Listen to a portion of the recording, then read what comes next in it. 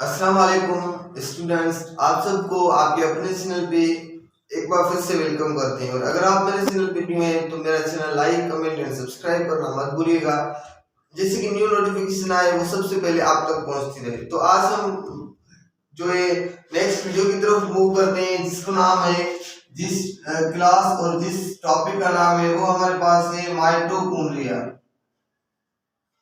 आप सब जो भी स्टूडेंट्स हैं वो सबको माइटोकॉन्ड्रिया के तो बारे में पता होगा, क्योंकि ये बेसिक क्लासेस में पढ़ाया जाता है। नाइन्थ हो गया, फर्स्ट ईयर, इंटर, जो भी क्लासेस होते हैं उनमें माइटोकॉन्ड्रिया पढ़ाया जाता है। और माइटोकॉन्ड्रिया को दूसरा बोलते हैं कॉन्ड्रियोसोम्स।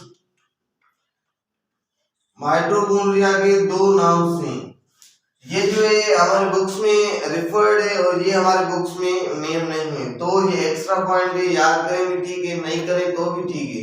माइटोकॉन्ड्रिया कॉम्बिनेशन है टू वर्ड्स की। माइटो का मतलब होता है थ्रेड, और कॉन्ड्रिया का मतलब होता है ग्रेन्यूल्स। माइटोकॉन्ड्रिया का मतलब होता है थ्रेड ग्रेन्यूल्स, और कॉन्ड्रियो का मतलब है सेम, यहाँ पे जो है कॉन्ड्रियो का मतलब है ग्रेन्यूल्स। और हमारे पास जो सोमा का मतलब होता है बॉडीज, सोमा का मतलब होता है बॉडीज होता है। अब हमारे पास क्या होता है, माइटोकॉन्ड्रिया ये थ्रेड ग्रेन्यूल्स हैं, यहाँ हमारे पास ग्रेन्यूल्स बॉडी है। तो हम माइटोकॉन्ड्रिया की स्ट्रक्चर ड्रा करते हैं, क्योंकि बोलते हैं अगर बायोलॉजी में, अगर मेडिकल में आपको स्ट्रक्चर समझ नहीं आएगी जब तक आपको स्ट्रक्चर समझ नहीं आएगी तब तक आपको बायोलॉजी को समझ नहीं सकते। किसी भी टॉपिक को तब तक नहीं समझा जा सकता जब तक उसकी आपने इमेज नहीं देखी हो। तो ये हमारे पास क्या है, माइटोकॉन्ड्रिया है। माइटोकॉन्ड्रिया को this is our double membranous structure. ये हमारे पास क्या है, डबल मेम्ब्रेनियस ऑर्गेनेल है, तो डबल मेम्ब्रेनियस ऑर्गेनेल है। ये हमारे पास क्या हो गई, आउटर मेम्ब्रेन है, और ये हमारे पास क्या है, ये हमारे पास इनर मेम्ब्रेन है। और यहाँ पे क्या होती है, यहाँ पे फ्लड मौजूद होती है, जिस फ्लड को कहा जाता है दिस इज अवर मैट्रिक्स। यहाँ फ्लड मौजूद होती है जिसे क्या बोलते हैं, मैट्रिक्स बोलते हैं। और ये जो इनर मेम्ब्रेन है इसे हम बोलते हैं क्रिस्टा। क्रिस्टा क्या होता है, this is our inward folding, ये हमारी इनवर्ड फोल्डिंग होती है, ये हमारा क्रिस्टा होता है। क्रिस्टा क्या होता है, सॉरी मैट्रिक्स क्या होता है, ये फ्लड होती है। और मैट्रिक्स में जो रिएक्शंस होते हैं, जैसे हमारे पास क्रीब साइकिल वगैरह हो गया, टीसीए साइकिल हो गया, ये सारे रिएक्शंस भी किस में होते हैं, मैट्रिक्स में होते हैं।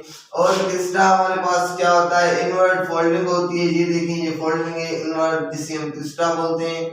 और यहाँ पे क्या होता है, यहाँ पे क्रोमोसोम्स डीएनए मौजूद होता है, जिसे सर्कुलर डीएनए बोला जाता है। कि अगर कोई भी आपसे पूछे कि माइटोकॉन्ड्रिया में जो डीएनए होता है उस डीएनए का क्या नाम है, तो आप कहेंगे वो सर्कुलर डीएनए। और यहाँ पे F1, यहाँ पे ग्रुप में नहीं जाते, बस जस्ट आपको मैं इंटरव्यू करवा रहा हूँ, जो बेसिक चीजें सारी क्लियर करवा रहा हूँ। तो माइटोकॉन्ड्रिया की स्ट्रक्चर है, डबल मेम्ब्रेन है, ये उसकी आउटर मेम्ब्रेन है और ये इनर मेम्ब्रेन है। और यहाँ पे सर्कुलर डीएनए मौजूद होता है, और ये जो इनवर्ट फोल्डिंग है इसे हम क्रिस्टा बोलते हैं। और ये हमारे पास मैट्रिक्स है, मैट्रिक्स क्या है, फ्लड है। और जो क्रिस्टा होते हैं इसमें एंजाइम्स मौजूद होते हैं, इसमें कोएंजाइम्स मौजूद होते हैं। और ये जो कोएंजाइम्स होते हैं वो क्या करते हैं, जैसे हमारे पास प्रोटीन्स हो गए, लिपिड्स हो गए, इसको डाइजेस्ट करते हैं और एनर्जी रिलीज करते हैं। ये क्या करते हैं, एटीपी फॉर्म करते हैं। ये क्या करते हैं, एनर्जी रिलीज करवाते हैं। एनर्जी किसकी फॉर्म में होती है, एटीपी की फॉर्म में होती है। और अब हमारे पास माइटोकॉन्ड्रिया के फंक्शंस कौन कौन से हैं। माइटोकॉन्ड्रिया का पहला फंक्शन ये है कि this is our power house of cell. Power house of cell. अब ये पावर हाउस ऑफ सेल क्या होता है? पावर हाउस ऑफ सेल इसलिए बोलते हैं क्योंकि यहाँ से एनर्जी जनरेट होती है, that's why this is called power house of cell. और दूसरा इसका फंक्शन में ये है कि this is a centre of aerobic respiration. अब ये एरोबिक रेस्पिरेशन क्या होती है? एरोबिक रेस्पिरेशन वो होती है जिसमें ऑक्सीजन यूज हो, this is our aerobic respiration. यहाँ पे एनर्जी जनरेट होती है तो यहाँ पे क्या होता है? रेस्पिरेशन भी होता है। कौन सी रेस्पिरेशन होती है? एरोबिक रेस्पिरेशन होती है। एरोबिक रेस्पिरेशन में क्या होता है कि ऑक्सीजन यूज होती है। और दूसरा हमारे पास क्या इसका फंक्शन होता है? This is our self replicating organelle, self replicated organelle. ये हमारा क्या है? सेल्फ रेप्लिकेटेड ऑर्गेनेल है। सेल्फ रेप्लिकेटेड ऑर्गेनेल्स मतलब इसके डीएनए खुद जो है रेप्लिकेट करता है। और इसके सवाल ये आता है पहले सेल डिवीजन होती है या रेप्लिकेशन ये होती है? इसमें रेप्लिकेशन पहले होती है, पहले माइटोकॉन्ड्रिया डिवाइड होता है या सेल डिवाइड होता है? तो आप कहेंगे कि सेल्फ रेप्लिकेटेड ऑर्गेनेल पहले जो है माइटोकॉन्ड्रिया की डिवीजन होती है, फिर सेल की डिवीजन होती है। और दूसरा हमारे पास इसे बोलते हैं semi autonomous body. Semi autonomous body का क्या मतलब होता है? सेमी ऑटोनोमस बॉडी उसे बोलते हैं जिसके पास ओन डीएनए या आरएनए हो, this is our semi autonomous body.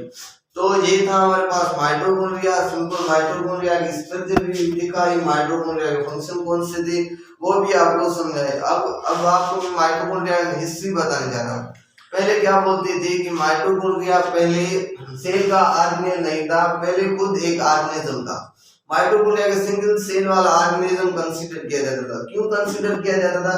क्योंकि ये सेमी ऑटोनोमस बॉडी थी, इसके बाद खुद का डीएनए होता था और सेल्फ रेप्लिकेटेड ऑर्गेनेल था, वो खुद ही रेप्लिकेट करती थी, उससे तो सेल डिवीजन की जरूरत ही नहीं होती थी।